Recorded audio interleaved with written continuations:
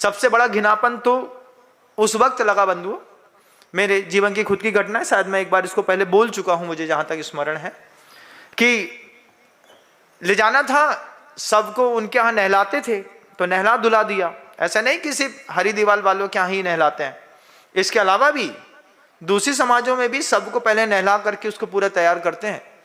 तब उसको नहलाने वालों को मैंने अपने आंख से देखा, नहला दिया, और नहलाने के बाद उनको भूख लगी तो होटल में जाकर के आलू गुंडा खा लिया। सोचिए होटल कितनी बर्बाद जगह होती है, कितनी बर्बाद जगह होती है।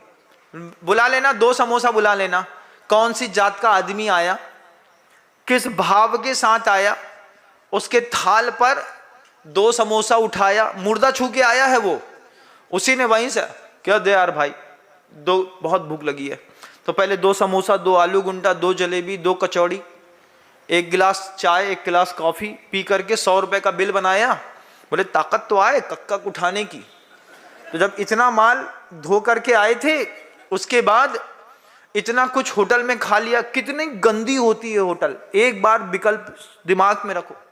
और अभी तो एक नया फ्रॉड समझ में आया, लोग जब बताते हैं तब समझ में आती है बात, कि दुनिया में चले गए मां जगदम्बा भोजनालय, यहां पर अन्नपूर्णा भोजनालय, यहां पर पायस पूर्णा भोजनालय, रोड में दिखने वाली जयपुर से लेकर के आप आगरा जयपुर मार्ग पे जाएंगे, दिल्ली सहारनपुर मार्ग में जाएंगे, दुनिया के किसी भी रोड पर आपको जब दिख जाए जगदम्बा भोजनालय, शुद्ध शाकाहारी भोजन, शाकाहारी भोजन है, जगदम्बा भोजनालय है, बना भी साफ सुथरा रहा है, लेकिन पता चला प्रोपाइटर किसी दूसरी कौम का है।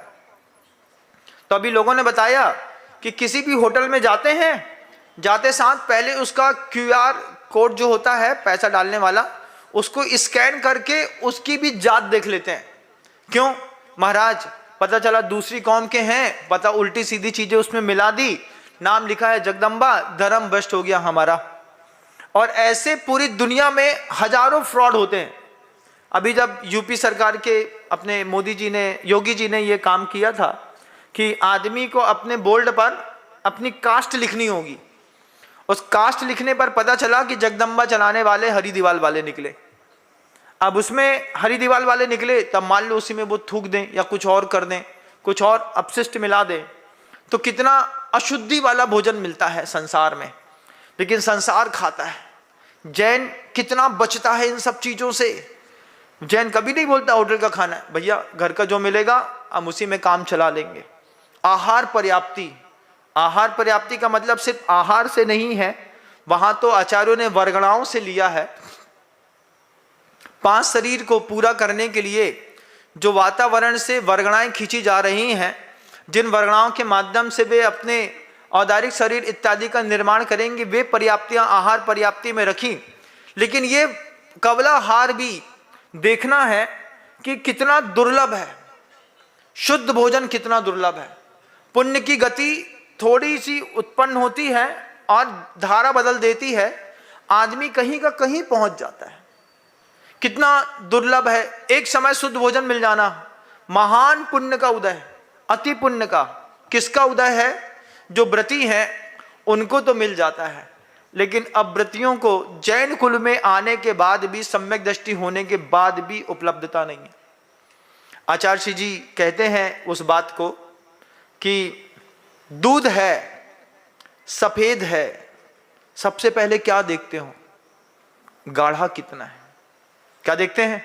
हाथ डाल करके देख लिया, गाढ़ा बहुत है महाराज, बहुत गाढ़ा दूध है तो बहुत अच्छा दूध है, उबाल लो। उबाल करके उसकी चाय कॉफी बना करके पी लो।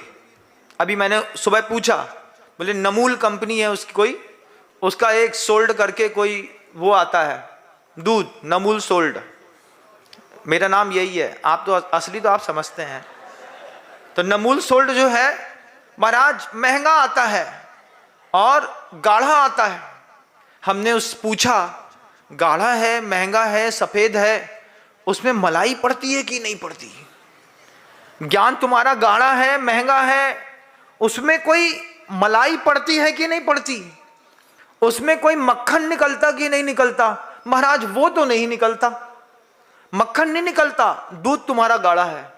तुम्हारा ज्ञान इतना गजब का 6 ऑप्शन वाला है, तुम दुनिया भर की हर बात जानते हो, कर्मकांड जानते हो, गोमट सार जानते हो, लेकिन तुम्हारे दूध में मलाई नहीं पड़ती। तुम्हारे दूध की मलाई क्या है महाराज? इतनी सी मलाई तो पड़ गई होती तुम्हारे सम्यक ज्ञान में कि महाराज 7 बजे के बाद चातुर्मास में बाहर का त्याग करता हूं, रात्रि भोजन का त्याग करता हूं। तुम्हारे दूध तो बहुत गाढ़े हैं, किसी के दूध में मलाई नहीं पड़ी। अभी मौका मिलेगा तो रात में चले जाएंगे। कहां पर? अरे महाराज अब वो तो पार्टी थी, जाना पड़ता है, मजबूरी है। जैसे ये मजबूरी में जीवन नहीं है। कितना कठिन है, दूध गाढ़ा सफेद बढ़िया, लेकिन मलाई नहीं पड़ती, मक्खन नहीं पड़ता, उसमें से घी नहीं निकलता। टेस्ट तो बहुत अच्छा आता है महाराज, बहुत बढ़िया। दुर्लभ है निगोद से थावर अरु तसगति पानी, नर काया को सुरपति तर से सो दुर्लभ प्राणी। ये सब उत्तरोत्तर दुर्लभ है। जिसको मौका मिलता है वे शांत चित्त होकर के बैठते हैं, बैठ करके प्रशांत चित्त होकर के बैठ करके और सिर्फ चिंतन कर करके असंख्यात गुणी कर्म की निर्जरा करते हैं। साधु कमरे में एकांत में भी बैठा है और ध्यानस्थ है तो सोचो बड़े पुरुषार्थ पे लगा हुआ है। जो साधु अंदर चला गया, पनडुब्बी एक बार समुद्र में अंदर गोते खाने के लिए लगाने के लिए चली गई, वो पनडुब्बी के अंदर क्या हो रहा होगा कौन जानता है। वो चलाने वाला, पनडुब्बी चलाने वाला जानता है कि आज जीवन का परम सौभाग्य है कि मैं इस चिंतन को कर पा रहा हूं। क्या मिल रहा है, कितने भाव से मिल रहा है, कितनी भक्ति के साथ सामने वाला श्रावक दे रहा है। आचार्य जी कहते हैं, हम सबसे कहते थे गुरुवर कि देखो आहार चर्या में किसी से राग द्वेष नहीं करना, रोटी खाने में दुनिया में किसी से राग द्वेष नहीं करना, क्योंकि रोटी खाते वक्त अगर राग द्वेष कर दिया तो वो रोटी कभी तुम्हारे जीवन में फलेगी नहीं। मेरे साथ तो कई बार होता था, कभी किसी के ऊपर कसाई हो जाती थी तो कसाई होने पर एक ही साधु के पास क्या कितने तीर हैं, थोड़े बहुत तो तीर ही हैं साधु के पास, ना आएंगे तुम्हारे चौके में, जाओ। भनक गए, चौके में नहीं आएंगे, कोई बात नहीं, आप चौके में मत जाइए। आप चौके में नहीं जाकर के अपनी कसाय का प्रस्तुतिकरण तो कर सकते हैं, लेकिन गुरुजी कहते थे, हम लोगों को सिखाते थे, कई बार ऐसा हो जाता है कि किसी के चेहरे को देख करके ऐसा लगता है कि इससे हमारी कसाई हो जाएगी। जैसी कसाई बढ़े इसके पहले उसके घर की रोटी खा लो। अभी तो कसाई बढ़ी नहीं है, अभी तो तुम्हारे घर में आए हैं, अभी तो तुम्हारे घर में रुकेंगे, उसके बाद भी चेहरा देख करके भी कई बार फ्रीक्वेंसी मैच नहीं करती।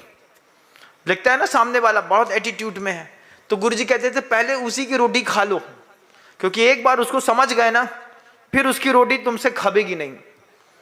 तो शुरुआत में ये मास्टर रूल था हम लोगों का, शुरुआत में गलती करते थे, बाद में गुरुजी ने सिखाया। उसके बाद जब गुरुजी ने कहा रोटी खाने में सिर्फ आप आहार नहीं कर रहे हैं, ये भगवान वर्धमान स्वामी की ऐसी एक निर्मल परंपरा है जिसको देख करके, उसके दाता के गुण को देख करके और आपके लेने के भाव को लेकर के किसी को सम्यक दर्शन भी हो सकता है। इसलिए इस परंपरा का निर्दोष पालन करो, बिना राग द्वेष किए हुए। कोई भी व्यक्ति आता है, स्वागत है, आइए, अपना धर्म लाभ लीजिए और जाइए। किसी के धर्म लाभ को बाधित कर दिया, तुमसे आहार नहीं लेंगे, उसने क्या पाप किया भगवान? मुसलमान तो है नहीं, वो है तो जैन। लेकिन अगर आपने उसको बाधित कर दिया है और उसको संकलेश हो गया, तो वो संकलेश आपकी कई पर्याय बढ़ा सकता है।